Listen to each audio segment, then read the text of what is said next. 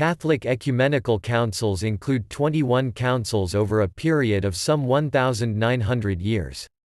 While definitions changed throughout history, in today's Roman Catholic understanding, ecumenical councils are assemblies of patriarchs, cardinals, residing bishops, abbots, male heads of religious orders, and other juridical persons, nominated by the Pope.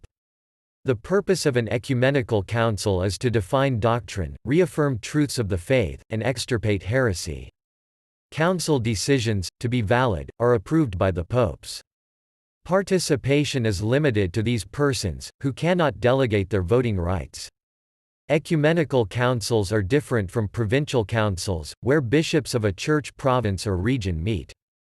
Episcopal conferences and plenary councils are other bodies, meetings of bishops of one country, nation, or region, such as the United States Conference of Catholic Bishops. This article does not include councils of a lower order or regional councils.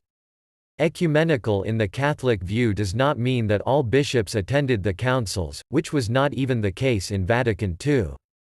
Nor does ecumenical imply the participation of or acceptance by all Christian communities and churches. Ecumenical refers to a solemn congregations of the Catholic bishops of the world at the invitation of the Pope to decide on matters of the Church with him. The ecumenical character of the councils of the first millennium was not determined by the intention of those who issued the invitations. The papal approval of the early councils did not have a formal character, which was characteristic in later councils. The Catholic Church did not officially declare these councils to be ecumenical. This became theological practice. Different evaluations existed between and within Christian communities. Not all of the 21 councils were always accepted as ecumenical within the Catholic Church.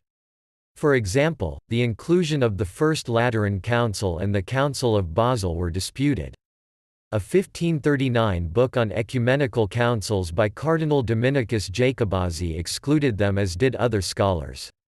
The first few centuries did not know large-scale ecumenical meetings, they were only feasible after the Church had gained freedom from persecution through Emperor Constantine.